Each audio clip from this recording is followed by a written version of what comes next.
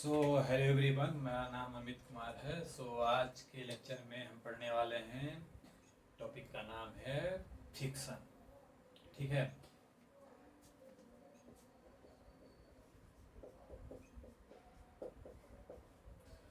Fiction क्या होता है, कहाँ काम करता है, इसके बीच काम करता है, इसकी डिफिनेशन क्या होती है, कितने टाइप की होती है, इसकी डायरेक्शन क्या होती है, उसको हम वन बाय वन समझेंगे। ठीक है, स्टार्ट।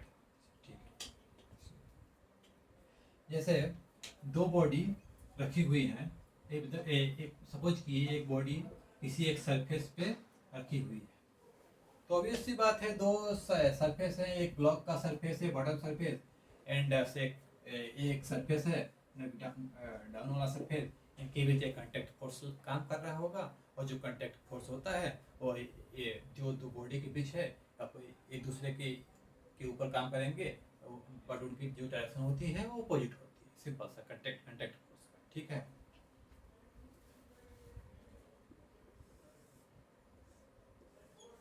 ये मान लीजिए यह ब्लॉक है, यह मास का एंड एक सरफेस है, और इनके बीच एक कांटेक्ट फोर्स होता है। और एक बात ये भी नोटिस कर लीजिए कि आपकी ये जो कांटेक्ट फोर्स होता है, जरूरी नहीं है कि परपेंडिकुलर लगाएं। कहीं भी किसी भी डायरेक्शन से कांटेक्ट फोर्स काम करता है। ठीक है। मान लीजिए कांटेक्ट फोर्स वर्टिकल के साथ थीटा एंगल पे काम कर रहा है। ठीक है। एक फोर्स काम कर रहा है। ठीक है। तो अगर हम ये कांटेक्ट फोर्स है, उसको उसके कंपोनेंट के रूप में डिवाइड करें, तो इधर वाले फोर्स को क्या बोलते हैं? Normal force. नॉर्मल। एंड इधर जो परपेंडिकुलर वाले फोर्स को नॉर्मल फोर्स बोलते हैं, और जो कंपोनेंट ऑफ हॉरिजॉन्टल वाला फोर्स कंपोनेंट होता है कांटेक्ट फोर्स का, उसे फ्रिक्शन फोर्स बोलते हैं। ठीक है। जो फ्रिक्शन होता है वह एक टाइप का कांटेक्ट फोर्स का कंपोनेंट होता है, जो हॉरिजॉन्टल डायरेक्शन में काम करता है। ठीक है। एंड उसका जो परपेंडिकुलर कंपोनेंट होता है उसे नॉर्मल फोर्स कहते हैं। ठीक है। ये ठीक है। जो फ्रिक्शन जो होता है वो दो टाइप का होता है। यह एक स्टैटिक फ्रिक्शन होता है, दूसरे का नाम है काइनेटिक फ्रिक्शन। ठीक है। अगर बॉडी कोई मान लीजिए एक सरफेस है, उसके ऊपर ब्लॉक मास एम का ब्लॉक रखा है, अगर वो स्टेबल अवस्था में रखा हुआ है, तो उस टाइम पे जो फ्रिक्शन काम करेगा वो स्टैटिक फ्रिक्शन है। ठीक है। एंड अगर जैसे ही ये ब्लॉक है सरफेस में मूव करने लगेगा, तो उस टाइम पे जो फ्रिक्शन काम करेगा वो काइनेटिक फ्रिक्शन होता है। ठीक है, सिंपल समझ लीजिए। ठीक है। मैंने आपको यहाँ पे ये बता दिया। ठीक है। चलिए वन बाय वन इसको समझते हैं। और ये भी देख लीजिए, मैंने आपको बताया था कि एक यहाँ पे कि जो जैसे थीटा एंगल पे फोर्स कांटेक्ट फोर्स अप्लाइड कर रहे हैं, वर्टिकल के साथ थीटा एंगल काम कर रहा है, हॉरिजॉन्टल में फ्रिक्शन काम करता है, वर्टिकल में नॉर्मल फोर्स काम करता है। तो जो इस कांटेक्ट फोर्स का मैग्नीट्यूड होगा वो F equal under root F small F friction force का स्क्वायर प्लस नॉर्मल फोर्स का स्क्वायर के बराबर होता है। ठीक है, इसको आप भी नोट कर लीजिए। ठीक है।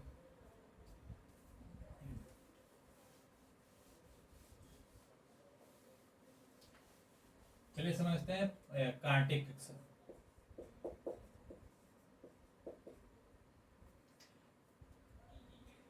काइनेटिक फ्रिक्शन सपोज कीजिए एक ब्लॉक रखा हुआ है मास एम का, इसके ऊपर हमने एक फोर्स एम एफ अप्लाई किया। ठीक है। चलिए ठीक है, मान लीजिए कि ये फोर्स अप्लाई किया हमने। ठीक है। तो स्टार्टिंग में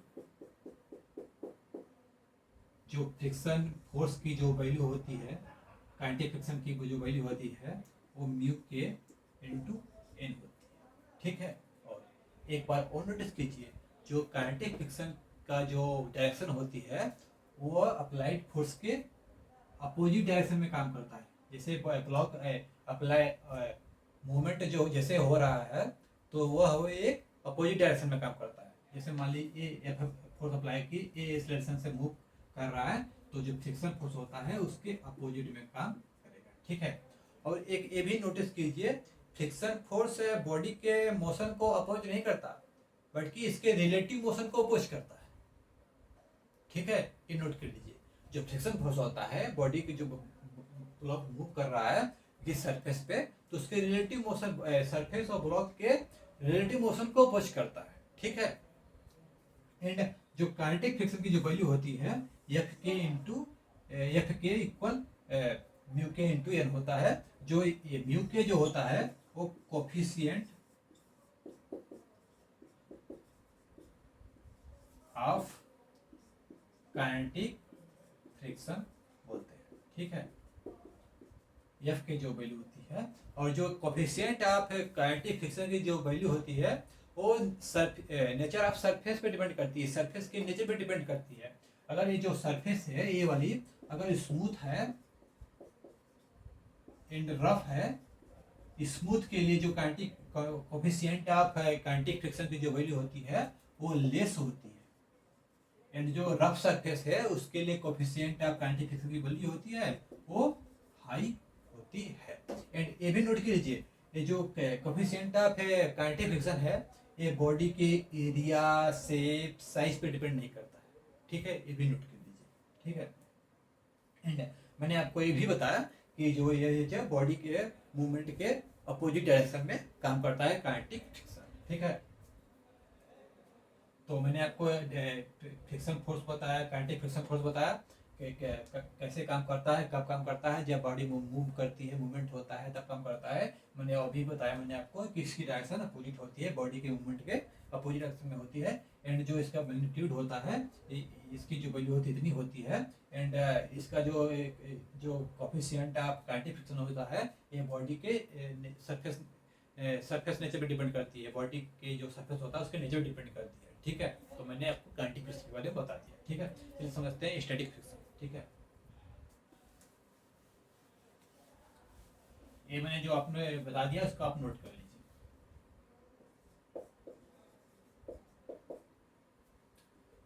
सपोज कीजिए कि कोई भी एक हैवी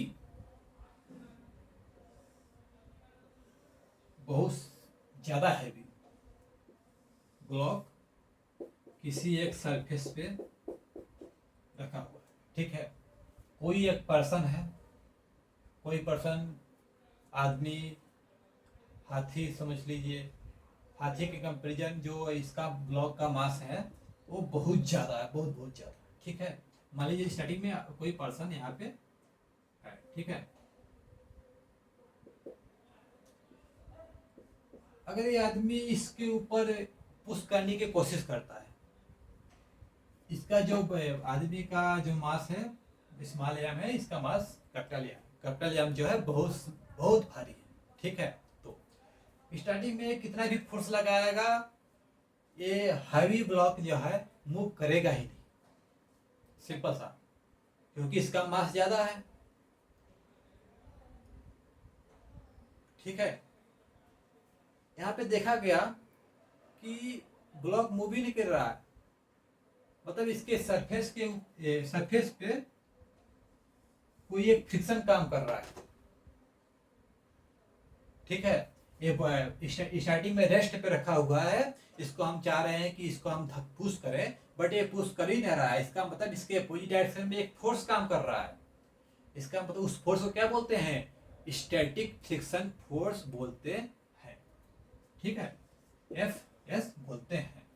ठीक है, ये एक टाइप का स्टैटिक फ्रिक्शन का एग्जांपल हो गया। कोई भी हैवी बहुत बड़ा हैवी मास का एक ब्लॉक रखा हुआ है, हमारे मास के कंपेरिजन उसको हम पुश करने की कोशिश करते हैं, बट उसके मूवमेंट में कोई चेंज नहीं आता है, तो इसका मतलब उसके अपोजिट डायरेक्शन में एक फोर्स काम करता है। उस फोर्स को हम क्या बोलते हैं? स्टैटिक फ्रिक्शन फोर्स बोलते हैं। एक स्टैटिक फ्रिक्शन फोर्स का एग्जांपल है, ठीक है।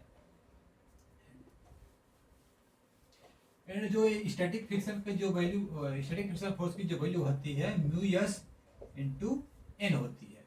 एन जो है वो नॉर्मल फोर्स होता है, ठीक है। एंड जो म्यू एस है वो कोफिशिएंट ऑफ स्टैटिक फ्रिक्शन है।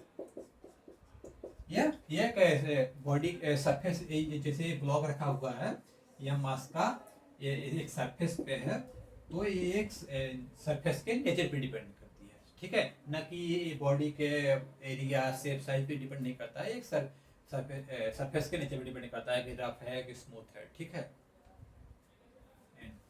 और एक ये भी देखिए,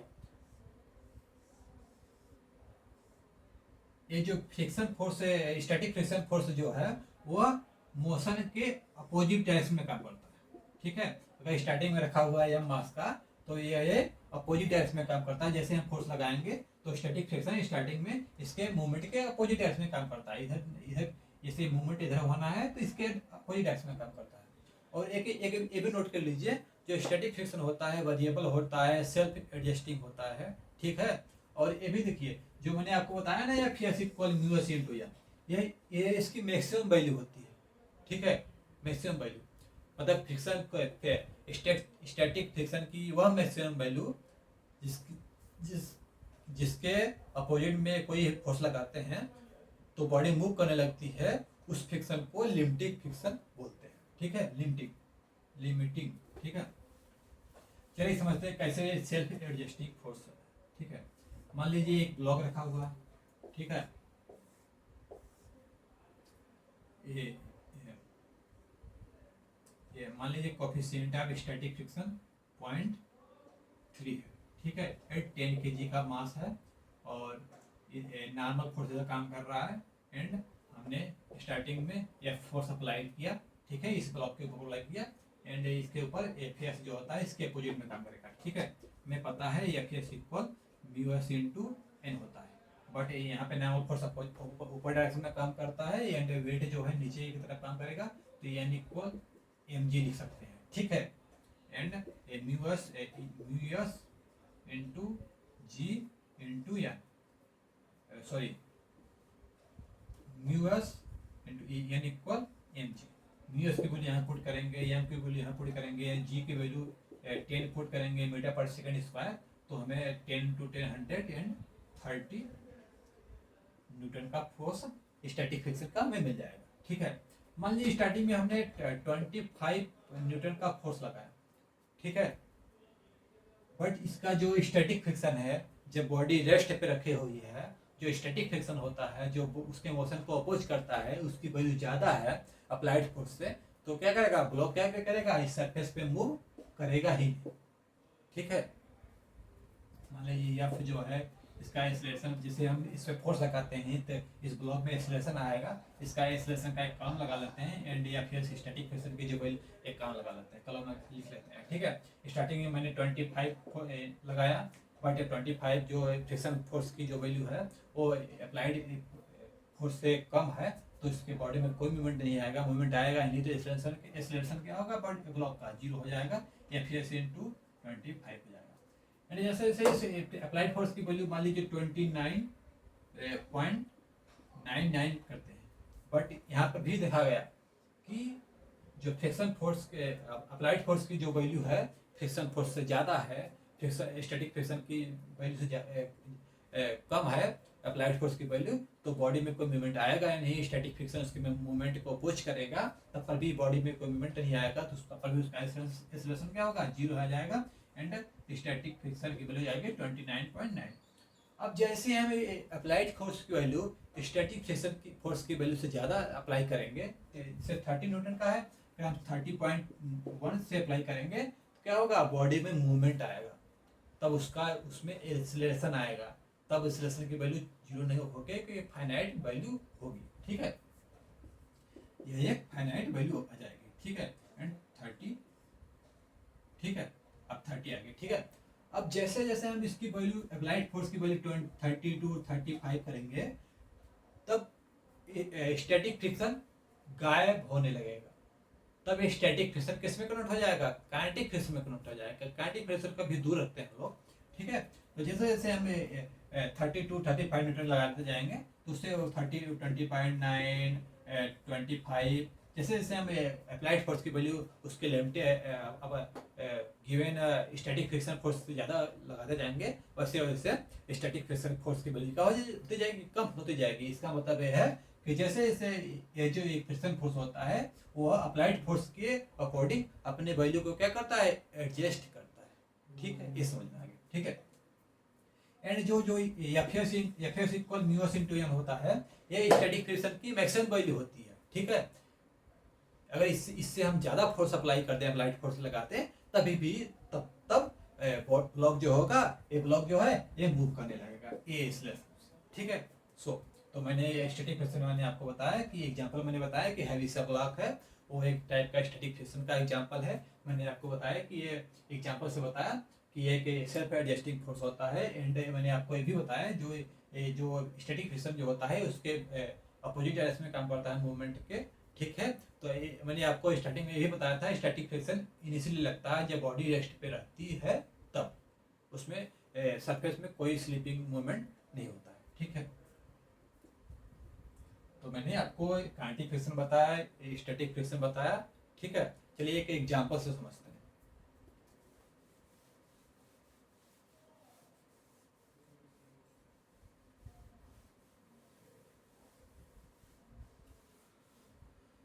सपोज कीजिए ब्लॉक रखा हुआ है, कोफिशिएंट है स्टैटिक फ्रिक्शन 0.3 मान लीजिए, कोफिशिएंट है काइनेटिक फ्रिक्शन 0.2 मान लीजिए, यह 10 kg का है। हमने इस डायरेक्शन में यह फोर्स अप्लाई किया, ठीक है। मान लीजिए वह स्टार्टिंग में 20 न्यूटन का हमने फोर्स अप्लाई किया, बट हम यहाँ पे देखते हैं F S equal mu s into N, N equal mu s equal N equal m g, ठीक है। ऊपर के डायरेक्शन में नॉर्मल फोर्स लगाएगा, अगर 3 बॉडी डायग्राम बनाए तब नीचे के डायरेक्शन में एम जी फोर्स लगेगा, ठीक है।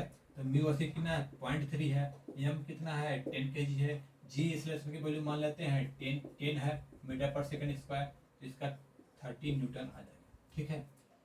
हमने यह फोर्स अप्लाई किया 20 न्यूटन का, बट स्टार्टिंग में स्टैटिक प्रेशर की जो वैल्यू है 30 न्यूटन है, ज़्यादा है, तो बॉडी में कोई मूवमेंट आएगा नहीं, तो इसकी जो एक्सेलरेशन की वैल्यू आ जाएगी 0 आ जाएगी। एक एग्जाम, ठीक है। अब मान लीजिए हमने जो अप्लाइड फोर्स लगाया वो 30 से ज़्यादा लगा दिया, 40 न्यूटन का लगा दिया, ठीक है। तो बॉडी क्या करेगी, अब हमने स्टैटिक फ्रिक्शन ये स्टेप पे रखी हुई बॉडी है, उस टाइम पे स्टैटिक फ्रिक्शन काम कर रहा है, उससे हमने ज़्यादा फोर्स अप्लाई कर दिया, 40 न्यूटन का लगा दिया, तो बॉडी में क्या होगा, ब्लॉक जो बॉडी जो ब्लॉक है उसमें मूवमेंट आ जाएगा। तो क्या ब्लॉक आएगा, मूव करेगा विथ एक्सीलरेशन मान लीजिए ए, ठीक है। तो इस एक्सीलरेशन की वैल्यू हम चलिए निकालते हैं, ठीक है। तो या फिर फ्रिक्शन फोर्स हमने निकाला, तो एक काइनेटिक फ्रिक्शन फोर्स है, इसकी वैल्यू म्यू के into N, N equal m g put कर देंगे, तो हमें क्या मिल जाएगा 20 न्यूटन का मिल जाएगा, ठीक है। तो फ्रिक्शन अप्लाइड फोर्स मैंने इस डायरेक्शन में, अब स्टार्टिंग में हमने 40 न्यूटन लगाया, स्टैटिक प्रेशर से ज़्यादा लगा दिया, ब्लॉक मूव करने लगेगा, फिर जब ब्लॉक मूव करने लगेगा, मैंने आपको बताया था उस टाइम पे काइनेटिक फ्रिक्शन काम करेगा, उसके अपोजिट डायरेक्शन में एफ के काम करेगा, तो हम उसका एक्सेलरेशन कैसे निकालेंगे, एफ माइनस एफ के इंटू एम, ठीक है। तो एफ कितना है 40 न्यूटन का है, एंड काइनेटिक फ्रिक्शन की जो वैल्यू है 20 है, मास कितना है 10 है, ठीक है। 40 में से 20 घटाएंगे 20 बचेगा, 20/10 करेंगे 2 मीटर पर सेकंड स्क्वायर से ये क्या करेगा, ब्लॉक मूव करने लगेगा, ठीक है। चलिए और एग्जांपल देखते हैं।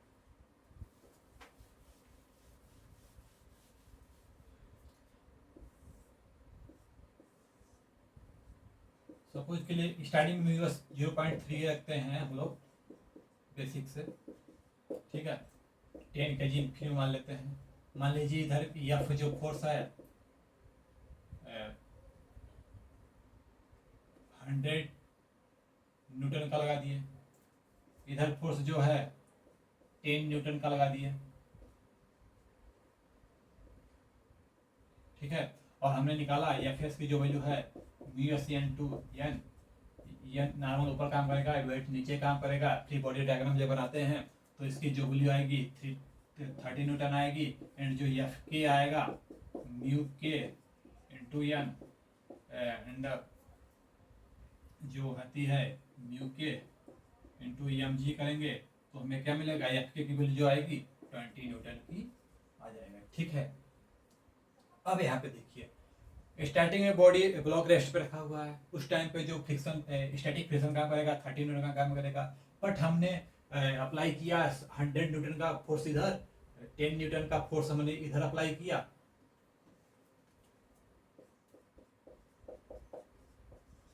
रिजल्टेंट फोर्स कितना होगा 90 न्यूटन का।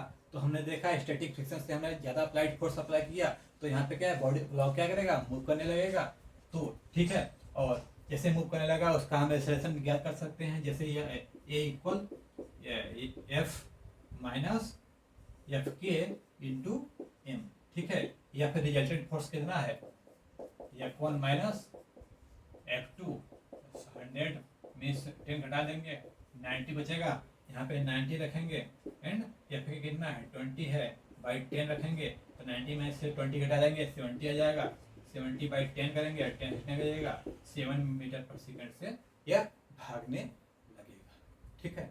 तो मैंने आपको ये एग्जाम्पल बताया। चलिए एक इंक्लाइंड प्लेन की तरीके से समझते हैं, उसका उस टाइप का एग्जाम्पल।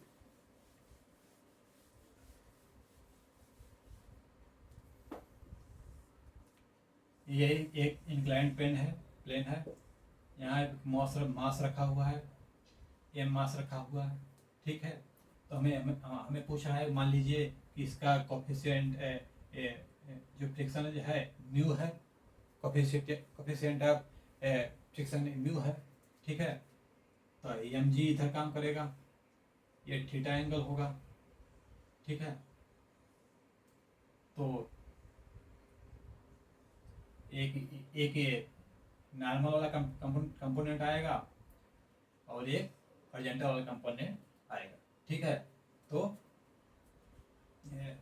अगर हम इसको कंपोनेंट में डिवाइड करें तो एम जी कॉस थीटा आएगा, सॉरी यहाँ पे थीटा है तो 90 माइनस थीटा आ जाएगा, ठीक है। तो M G cos 90 minus theta आएगा, तो कॉस 90 माइनस थीटा कितना आएगा, साइन थीटा आ जाएगा, एंड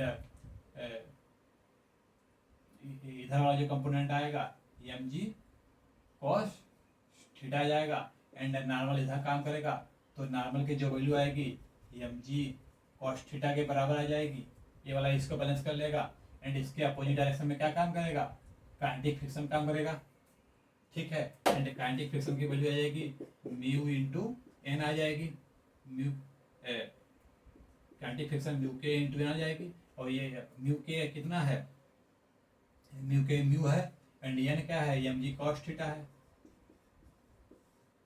ठीक है। तो अगर हम एक्सेलरेशन इसका निकालें तो बॉडी मान लीजिए इधर मूव कर रही है, तो M G sine theta minus mu M जी cos theta equal M mass का है, ए एक्सेलरेशन से मूव कर रहा है तो मास काट कैसे कर देंगे, तो ए इक्वल कितना आएगा जी sine theta minus mu G cos theta आ जाएगा।